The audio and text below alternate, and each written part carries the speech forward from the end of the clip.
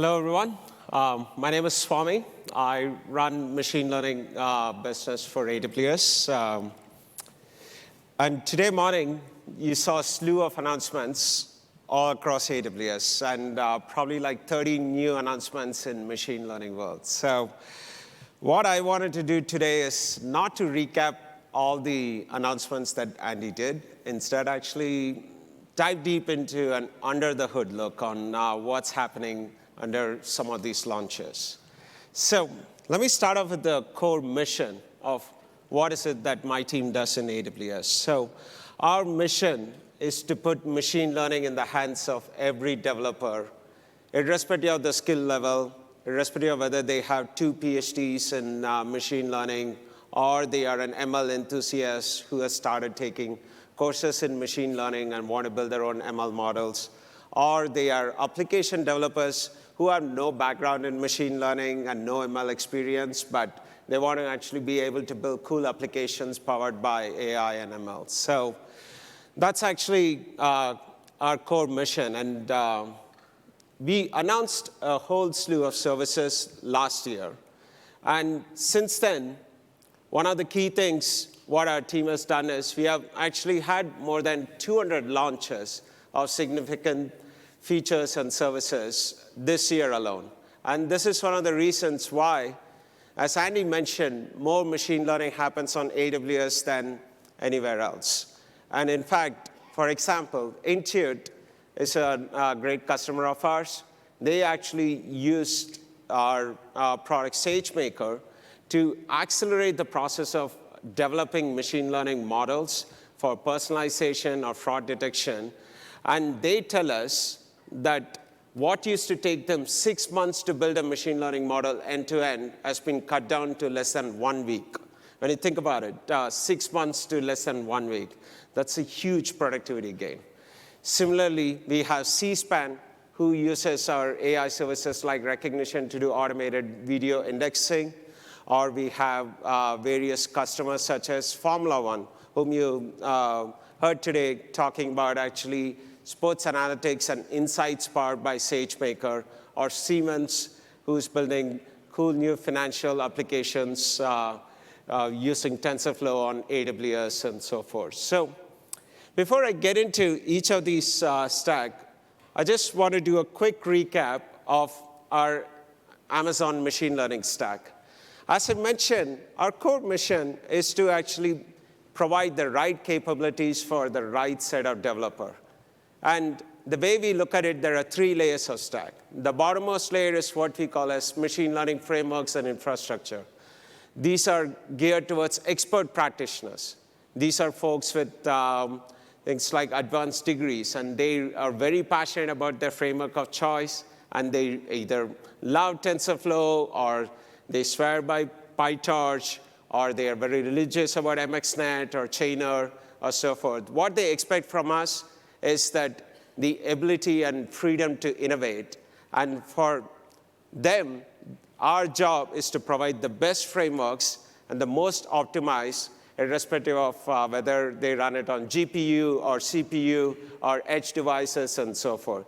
That's why in the morning you heard Andy talk about us having dedicated teams working on TensorFlow, MXNet, and PyTorch. In fact, if you talk to some of the members of my team, these teams in my organization, they in fact even have friendly competition on who actually has the fastest training time to train a computer vision model or NLP model. So they are quite religious about each and every framework, and that's kind of our job. If my teams compete among themselves, the customer wins. And in this, the next layer is what we call as ML services. These are services that we offer to make it easy for developers to build their own machine learning models, where they can build, train, tune, and deploy these machine learning models. Kind of like what Formula One was talking about today morning, where they are able to build new insights for fan engagement, or actually like overtake prediction or so forth. Or Intuit about they have their data lake in AWS and S3, and they want to be able to build a personalization model and anomaly detection models and so forth.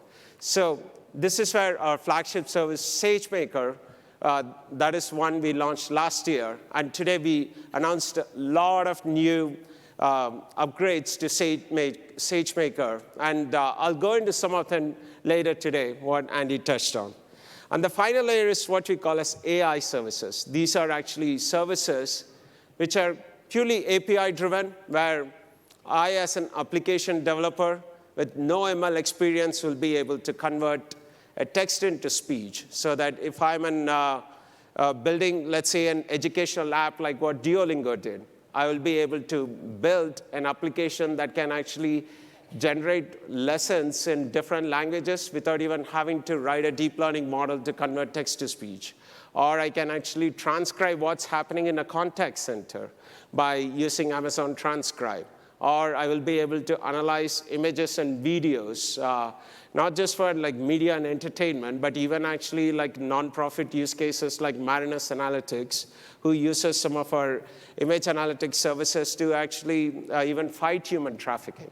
And then we have our language services that enable you to analyze what's in a document or translate written text. And then we have today morning announced a bunch of new AI services. So you heard a lot of announcements today in machine learning.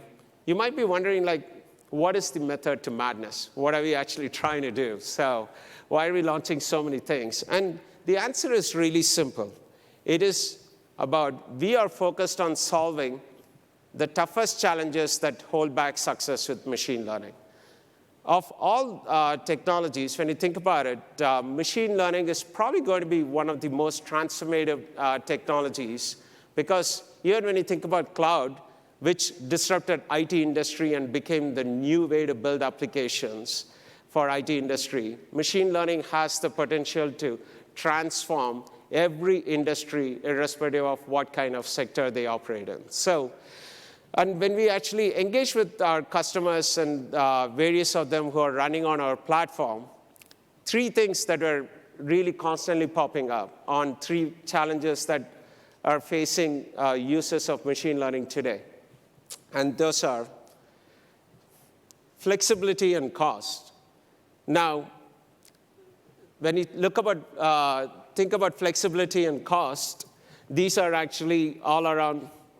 Oh, my bad, sorry. So how do I actually build my machine learning models? Do I have the flexibility to use the tool of my choice? And how do I run it in a cost-efficient manner? Then the second one is around data. Machine learning, it all starts with data. Do I have enough data? And if I have enough data, how do I label it? And then the third one is ease of use. Do I have enough people with the skill levels required to build these machine learning models, and so forth? That's why today morning, we actually launched various features to address each of these challenges. To make it really easy in terms of flexibility and cost, we launched Optimized TensorFlow, which is the fastest way and the best way to run TensorFlow workloads on AWS. We also launched 2 days ago Apache MXNet Dynamic Training, which makes it easy for you to dynamically scale your training environment. And then today we announced Elastic Inference and Inferentia. And in data, we talked about ground truth. And then in ease of use, we talked about a bunch of services. Now, what I wanted to do today is, instead of recapping what this service does, I wanted to give an under-the-hood look into how each of these services solve the problem that it is setting out to solve. So let's get right into it. So now let's look at the flexibility and cost at the bottommost layer on the frameworks and infrastructure. One of the key differentiators for AWS is we are framework agnostic. We don't prescribe to you that one framework is the answer. What is the question? We actually say, hey, if you really love NLP, PyTorch, because you're trying to solve NLP problems, maybe you're excited about PyTorch, we will make sure it runs the best. For computer vision, still, there is a huge amount of Caffe and Caffe 2 workloads run on it. We will support that too. So similarly, if you really love Keras and TensorFlow, we want to support that too. And Apache MXNet is really popular among enterprise developers who cares about performance and so forth. we want to actually support that too. So what we want to provide is an infrastructure that you can run them fully managed or self-managed. And the key mission in my team is to make sure all these frameworks run the best on AWS.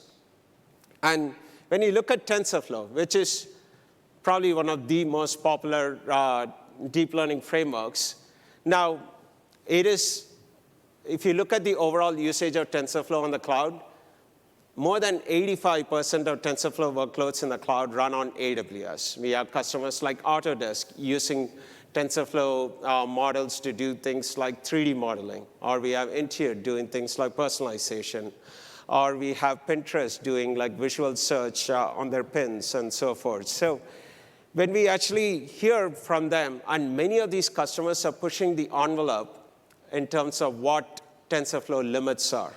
And as they scale the amount of data that they need to do and how often they need to deploy, what they really find is there are limits to TensorFlow scalability. So as Andy mentioned, the stock TensorFlow, when you're actually trying to push it to train faster and scale up to 256 GPUs, the scaling efficiency, what we typically observe is 65%. That means 35% of your GPUs, and these are pretty expensive, as you all know, they actually are not as utilized as you would like. So that's why we set out to actually solve this challenge. And today in SageMaker and also in Deep Learning Army, we are launching AWS Optimized TensorFlow. So what is AWS Optimized TensorFlow? If you look at the way how we optimize TensorFlow, now there are two ways to go about it. You can actually put a lot of custom logic into the hardware that are very specific to the underlying models and so forth. The other way is you look at the infrastructure patterns, you look at actually what are the communication patterns that happen and how the weights get distributed in the training phase and so forth. And you want to optimize the underlying infrastructure layer on the distributed training process. So this is where Horoword is a really good example of what you can do to improve the scaling efficiency. And this is where we worked with Horoword and the community to make it really faster and cheaper and really run optimized on AWS. And that is one of the reasons why the fastest training time so far that is recorded on TensorFlow for ResNet 50 is 30 minutes. This is a public recorded one. And with these updates on the AWS Optimized, it's going to be 14 minutes. But again, as much as these benchmarks are exciting, the key thing you should take away from them is not necessarily the benchmark of individual models. It is that the optimizations that we did here is not applicable to only one specific model. It is our one specific hardware type. It is something you can actually broadly apply for various kinds of applications. And this is something we are going to be continuously working with our partners to and make sure that we can optimize and continue to make it faster and cheaper for customers like yourself. And I talked about the fastest record. Now let's talk about actually what does it mean in terms of having a 90% scaling efficiency. That means here is an example of like a computer vision model. That's a model called ResNet 50, which is a popular computer vision model, where when we train that model on a single GPU, the time it takes is something close to 7 hours. Now that gets dropped down to 14 minutes with scaling up to 256 GPUs. Then similarly on an LSTM or a deep speech model, what used to take 6 days, think about it, if you're trying to actually build an Alexa-like speech recognition system, I, as a speech scientist or data scientist, I had to be waiting for an update to my model for 6 days. Now it gets dropped down to less than 3.5 hours. Again, the scalability and the efficiency is not just about cost savings, but it's also a significant improvement in the time savings for developers who are building these models. Now, in the morning and even now, I touched on TensorFlow. But what about other actually deep learning models? Now, let's take a look at the other two popular models, Apache MXNet. One of the interesting things about Apache MXNet is this is one of the most popular models among enterprise developers. If you see Samsung SDS, or actually like Cimpress, or we have customers like Wolfram and Intel and NTT Docomo, they are all actually picking Apache MXNet, not just because it's extremely scalable. It almost actually provides a near linear scaling efficiency, but it is also really easy to start with its new API called Gluon, where it actually provides a really easy to use interface for like computer vision and NLP problems. And in fact, the other reason it is becoming more and more popular among enterprise developers are that they added a really new cool feature for Java Scala APIs. So typically, even in a growing enterprise, even within Amazon, machine learning scientists and data scientists really love Python, but engineers who grew up as engineers, not as ML experts, they are either used to Java or various other tools. And for them, suddenly jumping into saying like, hey, we trained this model, and then now go run it in production, and then they are saying like, okay, how do I package it? How do I deploy it? How does it fit in my framework? All these stuff are like big challenges for them. And this is where actually MXNet has really been a great advantage for many of these enterprises. Now, let me actually showcase this with a simple use case, and probably the one that you may not really expect. Let me see, my clicker seems to be prefetching faster than I thought. So Chick-fil-A. So I'm a vegetarian myself, so I don't go to Chick-fil-A that often, as you can imagine, but I got to say, their fries are really good. And one of their biggest, one of the problems that they set out to solve was like, how do you actually identify when fries become stale, that they have been sitting around for more than 2 minutes? And they were actually asking, saying like, can we actually use computer vision and identify fries that have exceeded the whole time? And so they actually had like engineers with no experience in computer vision. These are folks who don't have like PhD in computer vision and so forth. And some of them in their group were actually like even interns. And they were able to build a model using MXNet and Gluon computer vision model to build an end-to-end working system to do this. Think about actually the power of actually how easy now leveraging deep learning is using frameworks like these. Now, the other popular framework is PyTorch. This is something heavily used in Facebook and growing huge popularity among researchers, especially in NLP community and so forth. Now, the reason customers really love PyTorch is because it's flexible. It is really useful for fast prototyping.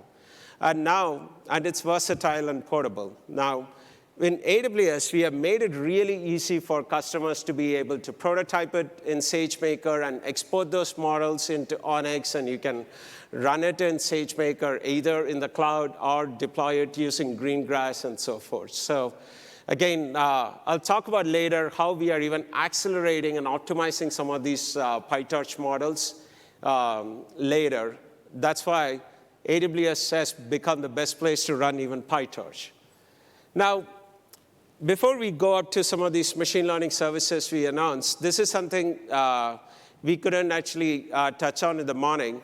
One of the things that is unique about machine learning, while software development itself is a very collaborative process, where teams tend to work together in development environment like Scrums and so forth, machine learning is an even more demanding and collaborative process because you have like data engineers, you have data scientists, you have DevOps engineers, all are working together to take your data, run ETL, do data cleanup, and then write the algorithms and train them and then deploy them. So this is, when you think about it as an enterprise, now you have to actually get this diverse set of people and get them to really work together and figure out a way to even organize these experiments. When you're building out a model, it's not always like, okay, here is a container image, let's go run it in production. You got to be able to track saying, like, which data set did I use to actually get this model built? And how did I go about it? And which algorithm did I use, and so forth. So this is where last week we announced SageMaker workflows, where we launched features such as experiment management, which makes it really easy to organize, track, and evaluate model training. And then we make it easy for this group to collaborate, where we link GitHub, code commit, and various Git repositories. And also, we made it easy for you to track the end-to-end workflow with things like step functions to make sure you can actually orchestrate the end-to-end ETLs, and then data transformation, and the SageMaker pipelines, and deployment, and so forth. In addition to that, we also integrate with popular open source tools like Apache Airflow. So that's on the frameworks side of the house. Now let's look at the data side. Now, if you look at the data side, the biggest blocker when it comes to actually machine learning today is all around data, and is the data ready for me to build a model? So even though SageMaker last year has cleared many of those roadblocks on actually building, training, and tuning, and hosting these models, now data is one of the biggest challenges why you're not able to leverage machine learning on many of these use cases. And this is where today morning we launched Ground Truth, where Andy talked about how Ground Truth makes it really easy for customers to be able to label machine learning training data easily and accurately. So now, what you can do with it is that you can actually upload, let's say, a bunch of images in an S3 bucket and pass it on to Ground Truth data. And let's say you want to do things like object detection and so forth. It actually has pre-built workflows, ready-made, but you can also define custom workflows. And you can either use the public workforce like Mechanical Turk, which has more than 500,000 Turkers, or you can use private workforce, or you can actually use even pre-approved vendors. And you can actually get your machine labels or the ground truth annotations done. One example that actually clearly stands out is like Tyson Foods. They are a leading poultry food manufacturer. And they had an interesting problem where they wanted to identify when fresh poultry comes into their warehouse, they wanted to be able to track where it goes and how fresh it is. When you think about it, again, Tyson Foods, they are not going to be able to employ like hundreds of human annotators to go build this training data set. What they ideally want is a system where I upload huge number of photos of these images and be able to get labels done on which ones are working and which ones are good and which ones are not, and so forth. So this is where Tyson was able to use ground truth, and they got really excited. On the flip side, in a more nuanced use cases, like Change Healthcare, which is a leading healthcare technology company, they were able to use ground truth and its automated annotation with their own expert workforce to be able to label unstructured data. Now, we touched on ground truth, but the other side of the equation is, if you don't even have raw data to label, how do you actually teach machine learning systems to make decisions when there is little to no training data? This is where reinforcement learning comes in. So in the morning, we kind of gave a quick summary of this grid. For machine learning purists who have PhD, you might be saying this is an oversimplification. Yes, it is true. It is an oversimplification of decades of research in machine learning algorithms. But when you think about it, at the end of the day, supervised learning, such as image recognition system or Alexa-style speech recognition system, they get trained by a lot of data being fed in terms of labeled data, and then you make a decision, such as like when my daughter says, Alexa, play Frozen, it actually knows that, hey, the actual output of the text will be play Frozen, for instance. On the other hand, you have unsupervised learning systems. These are systems where You don't need actually much training data. In fact, none in many cases, such as anomaly detection systems, where you can pass a time stream of data and it can identify anomaly, or topic modeling systems and so forth. So, but the complexity of decisions that they make are not that high. Now, you might be wondering, saying, like, what is the other box where you actually have a lot of training data, but you don't want any sophisticated decision? In reality, that's not really a useful problem, so let's ignore it. Now, the most interesting problem is, how do you actually start making really interesting decisions and really hard decisions when you don't have enough data? This is where reinforcement learning comes in. It kind of makes it look like this is going to be the next big thing in machine learning. I don't want to overpromise what reinforcement learning can do or cannot do, but let me actually walk through what it is in a nutshell, as an under the hood. So reinforcement learning lets you actually learn by interacting with the real world, and it enables developers to model the real world problem as a simulation environment. Instead of actually trying to build huge amount of ground truth training data set, now I can model a real world situation in a simulation world, and then employ certain kind of trial and error reward functions. It's to kind of actually see how the system does in a simulated environment. Then optimize the learning strategy to maximize long-term rewards. And then model learns how to make complex decisions. So that's kind of reinforcement learning in a nutshell.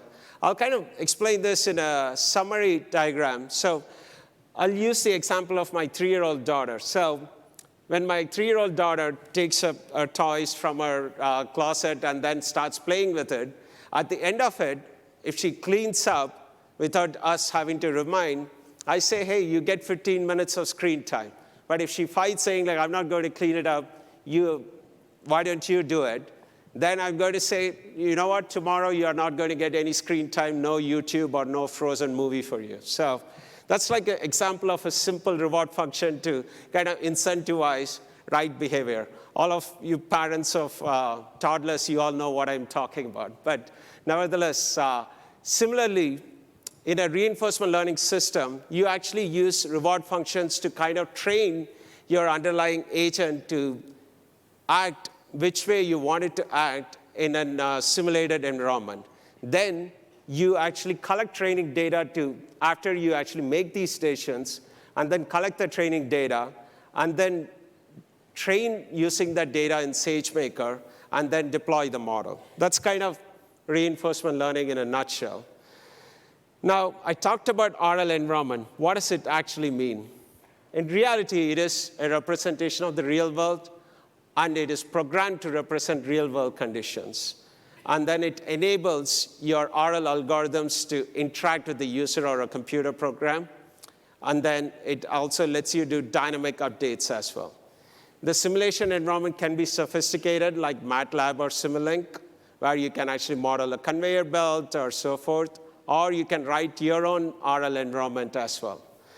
Now, let's use a real-world example of like how we trained Harry the humanoid to walk. Let me introduce the players here. There is a SageMaker training environment which trains the humanoid, and then there is the agent which makes the decision. The training first deploys the initial model to the agent, and then the RL agent actually interacts with the simulator. At first year, Harry the humanoid can't even stand up. It is actually trying to stand up, but it is constantly getting, these are like probably the first 1 hour of the training environment in the simulator, where it is constantly getting negative rewards because it is not even able to balance itself. Now, you observe what the model did and the decisions it took, and make sure you collect the training data. Then later, through various iterations of actions and observations, now you're starting to see, maybe this is like at the end of the day 1, that Harry the humanoid is probably trying to balance, either by leaning back or leaning forward and so forth. So Now, interactions in this environment now generate more and more training data. So now you can actually retrain these models and then make a model update altogether. And then you can deploy a new agent, and you rinse and repeat this process. So let's say we made a model update. Now, maybe after like a day 2, Harry learns to stand and step. So that's actually some progress. Now, let's say this process end-to-end is called 1 episode. Now, multiple training episodes, as you continue to iterate over and over, it improves learning. So you repeat this process over and over again, and you will be able to get better and better results that finally the humanoid is able to even start running. So that's kind of like what happens in reinforcement learning in a nutshell in terms of a simulation environment. Now, if you see under the covers, what happens? I talked about the reward function. So initially, when we were training this humanoid, if you see, the reward functions were really negative early on, and then later, we started getting more and more positive results, and then we started consistently getting really positive. And then eventually, the model learns how to walk and run end to end. So that's kind of our RL in a nutshell that you can do in SageMaker today. So that's why I believe reinforcement learning models enables you to make decisions, and especially complex decisions.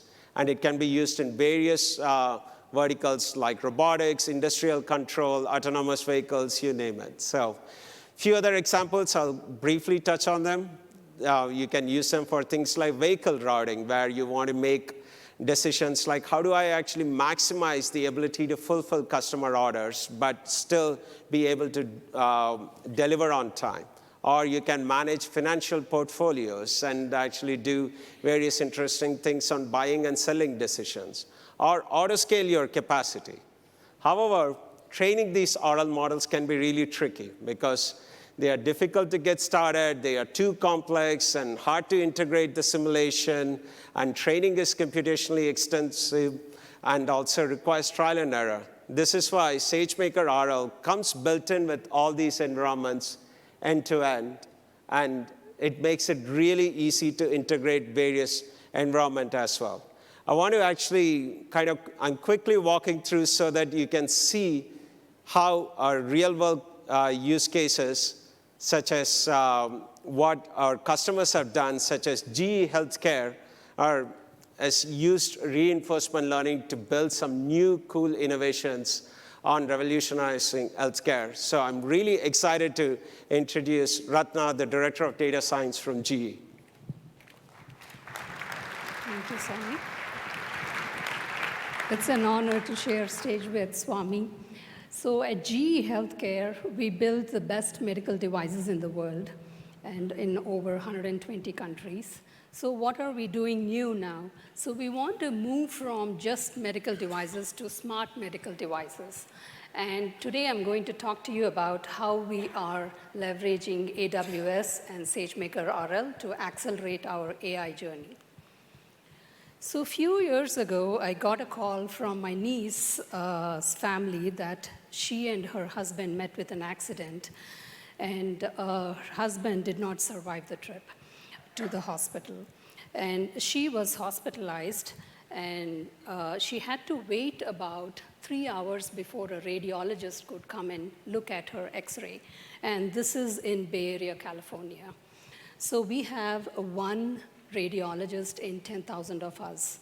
And in remote countries like Kenya, there are only, it went too fast, there are only 240,000, one radiologist per 240,000 people.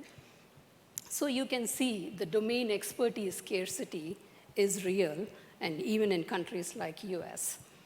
So along with scarcity comes accuracy and timeliness. And here you see a publicly available chest X-ray. Just from chest X-ray, you can detect about more than 900 conditions. So that's from our customer's perspective. Let's look at from the data science perspective.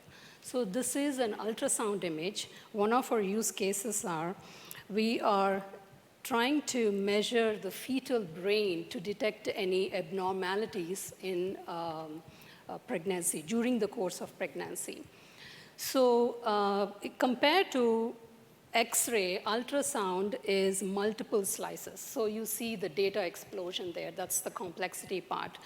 But also, we just don't make just X-ray machines. We have fleet of medical devices, monitoring devices, handheld devices, CT scans, MRIs. Each have different CPUs and GPU footprints and memory requirements and inference time limits.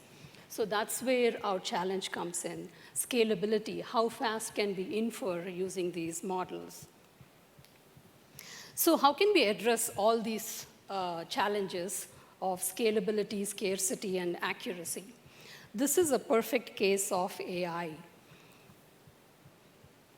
So here are a few of the models that I'm displaying that our team worked on. So the left one helps the doctors narrow the conditions and quantify the severity of them. But this one will put it in their list of to-do things so that they can focus on the highest priority ones and then go through the rest of the ones. So on the right side, not only the doctors, so I don't know how many of you had a repeat and retake experience. So right when the X-ray is taken, the technician is alerted if the X-ray is of good quality or she or he needs to retake the X-ray. So how does the RL help in healthcare, in medical devices with this problem? So as I said before, we have multiple devices, and we just do not want to focus on only one or two models. We want to pack many such intelligent models, like your mobile devices. So we are planning to deploy as many smart models as possible into our devices. How can we do this? So RL is a perfect example to compress the model. So you have seen a lot of examples in autonomous vehicles, robotics. RL can be applied wherever there is a sequential decision-taking process or a problem. So here we are applying to shrink our models without the loss of accuracy. So let me show you how we did this. OK. So network compression it's a very simple concept that we tried initially. So you have this is a very simplified version of a network. So what we did is we removed one layer and retrained our network and then checked for accuracy. So that's what network compression is. And you can also further go down and remove or deactivate or activate some of the neurons. You can also go to that level. So a simple network like ResNet would have at least like anywhere from 50 to 100 layers or thousands of trainable parameters to millions of parameters.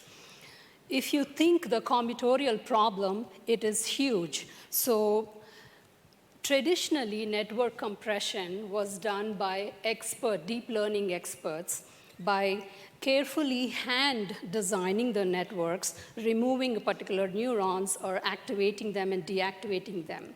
Here, RL helps us automate that process, going through all those number of combinations and then deciding which network is compressed best with the highest accuracy, with a minimal loss of accuracy. So tying back to what Swami mentioned in the cases, so here, let me finish the animation. OK, so here, those pink-colored boxes were given by SageMaker RL. All you need to do is bring in your best trained network, which here it says GE custom environment. The rest is given to you by SageMaker RL. And then once you bring in your network and start your training, so it follows the state action reward. The state is your current network, which is your best trained network. And then the option is to whether remove a layer or not. Simple, right? And then the training does and then gives The reward signal is a combination of the accuracy and compression rate.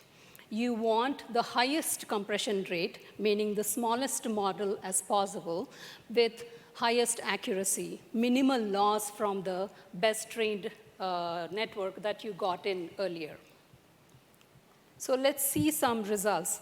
So all this happened just within last 4 weeks, with few team members from Swami and 2 of my team members working together on this. So thanks to you guys. So earlier, when we started off in the first week or the second week, when we got this initial sneak preview, it took us like 12 hours to run through this RL exercise. And 2 weeks ago, last week ago, we got this multi-CPU, multi-GPU trained RL framework. So now the toy example or the ResNet example takes about less than an hour to complete the training and give you the shrunked model. So okay, that's very exciting. So how can we apply it to our cases? So we used our ultrasound example and then tried. And then we got approximately about 40% shrunken model. So say if your model is about 100 MB, so the final model is about 60 MB. So that's very promising for our ultrasound scanners, but we won't stop here. We will continue to tweak and then try to shrink as much as possible. So the master model that we started off was at 78 accuracy, and then we got about 76.5, which is okay for our ultrasound scanners.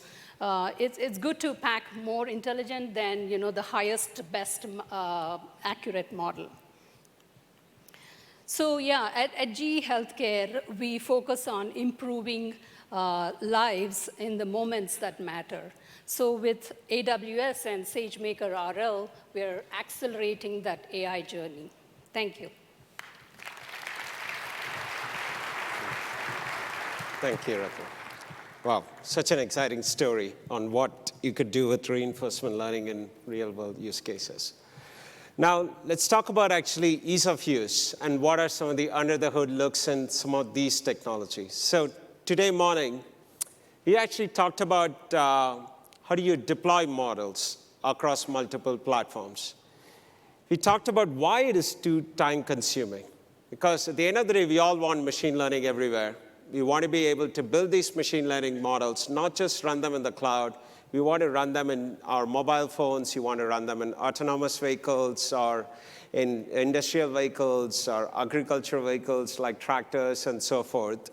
But when you look at this problem, it is really hard because you got to solve it now for the cloud, and also you got to solve it for the edge. And what makes it even harder are that not all models are skinny. You have like an inherent trade-off between accuracy and performance. Models that are accurate tend to be big and slow, and they are wedded to the framework.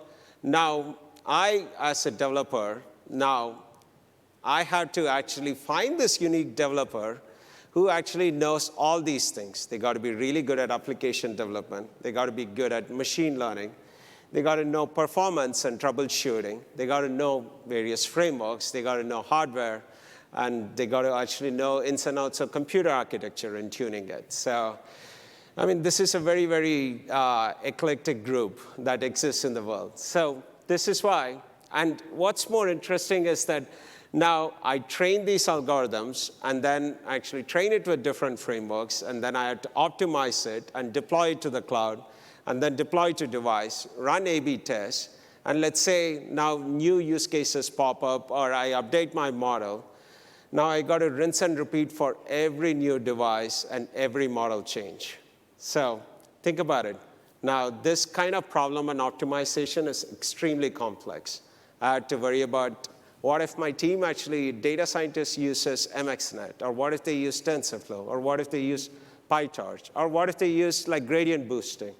And then I had to worry about where does this model get deployed between an Intel or NVIDIA or so forth. So that's why today we are making it generally available, SageMaker Neo. So this is an end-to-end system that makes it easy for you to train once and run anywhere and get a performance improvement up to 2x compared to even handwritten code. So how does Neo work? Neo under the hood basically goes through this flow. So to begin with, you provide a model, either written in TensorFlow or PyTorch or MXNet, and when you get this model, Neo parses it into a common format, kind of like similar to what most compilers do, right? Now, the next thing is it actually optimizes the graph. It detects and exploits patterns in the computational graph to find the most efficient ways of executing it. So it turns out it actually will worry about batch normalization layer is followed by, let's say, an activation function, or it fuses operators, relevant operators together. So it exploits various recurring patterns to make sure it can optimize the execution of graph as efficiently as possible. Then the next thing it does is that Neo recognizes the patterns in the input chase, such as the data arrays or tensors, to make the calculations more efficient. That means, like I, as a developer, when I upload the model, I also give configuration values on some of the data. Then it enables Neo to say, here is how I'm going to be optimizing my tensors. And then finally, it will generate the code onto the target processor that you can actually deploy it on. If none of these steps mean anything to you, it really doesn't have to. That's the point of Neo. You can actually train once in the cloud, and you can deploy it onto various different platforms. But the key innovation here is that you don't have to hire these developers who are aware of different processes and aware of different frameworks and actually know how to run it in the cloud and train it and so forth. How does actually Neo really perform? So if you look at it, it is up to 12 times faster on EC2 M and C instances. This is just a quick sample of the performance gain we get on various popular models. Now, across actually MXNet models or PyTorch or TensorFlow or so forth. So these are really significant gains when you think about it, right? So, and the other key thing with Neo is that we actually are going to be making it open source. Our goal here is to make sure every framework vendor and every platform vendor will be able to contribute and continue to make this ecosystem less challenging for developers as well. So that's kind of Neo in a nutshell on the under the hood look. Now let's take a look at the AI services stack. Andy talked about why dealing with documents is really hard, because there is a huge amount of data sitting in enterprises in the form of paper documents. And that's why today morning we announced Textract. Amazon Textract is a brand new AI service that makes it easy for you to extract the text and data from virtually any document. And the key features are, like, it goes beyond OCR. We call it like OCR++. We are able to detect the underlying key value pairs and tables and so forth. And we have customers like Cox Automotive. They are one of the leading, actually, automobile technology partners who make it easy for customers to trade and buy and sell cars. And they have this unique challenge where they have to deal with various kinds of documents, such as like car registration forms, license records, and different state licenses look different, and different car reports look different. And they have to constantly build these OCR templates and rules to be able to parse them automatically, or employ a huge human workforce to be able to parse them. Instead of doing either of these things, now they are excited about using Textract to automate the document processing end to end. So how does Textract work under the hood? In fact, what does it mean to understand a document? So to understand a document, you got to actually kind of see how do humans actually understand a document.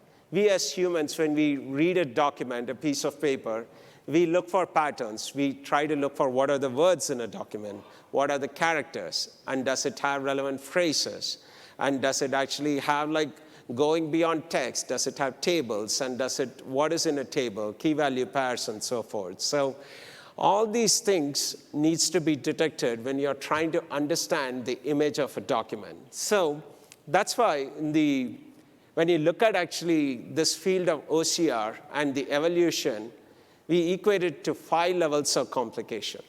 So, or 5 levels of difficulty that you need to solve. Level 1 is kind of like what QR codes try to solve, which is, it is a simple way to highly structure your document or codify it so that it's easier for someone to understand it.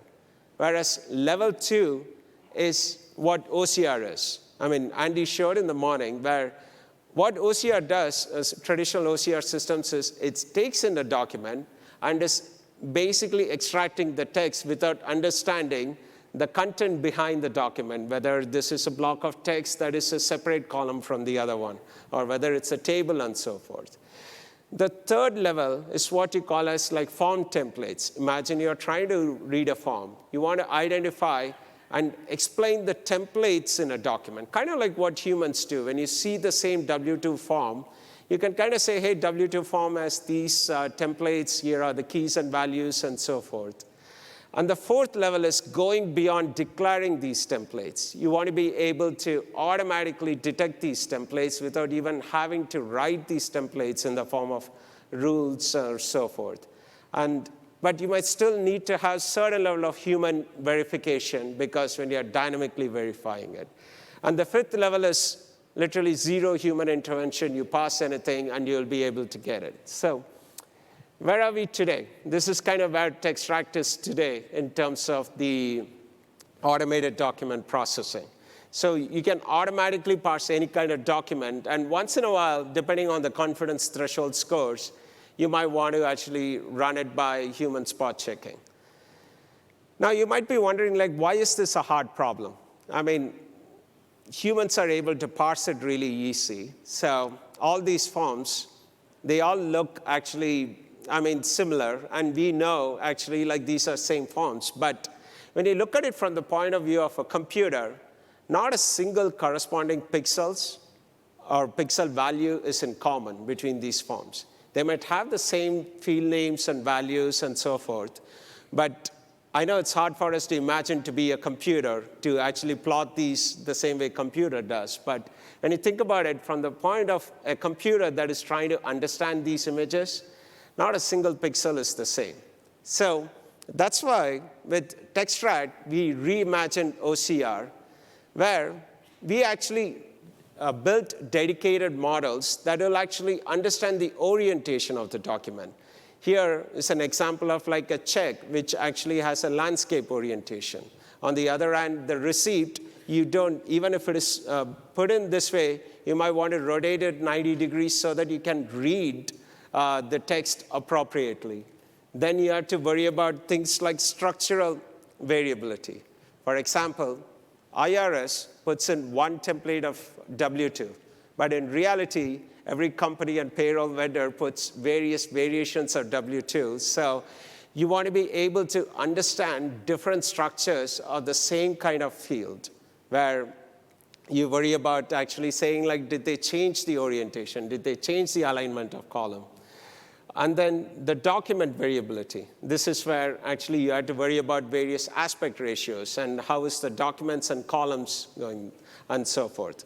Now, when you go beyond OCR, when you are actually trying to form or parse complex forms, you have to worry about photometric properties. Here is an example of a form where you have to think about, like, how is it scanned? Here you can see it is not scanned and fully straight. You have to, it's kind of tilted, and the scan quality is kind of not great. And it might have like geometric issues. Here is an example of a crumpled receipt. Now, our OCR model needs to actually account for it and even understand the variability in geometric properties and align it. Again, the final challenge is actually detecting tables and cells, going beyond actually plain simple documents. This is where, when you're parsing a document, you understand the photometric properties, you understand the geometric properties, understand the orientation, you run it through all these things in your training data set. But then the next thing is you need to understand where the document doesn't have text. It actually goes beyond the text. In fact, this is where you first need to understand that you have a table. now that you understand that you have a table, so we have inbuilt in Textract a model to actually first detect a table.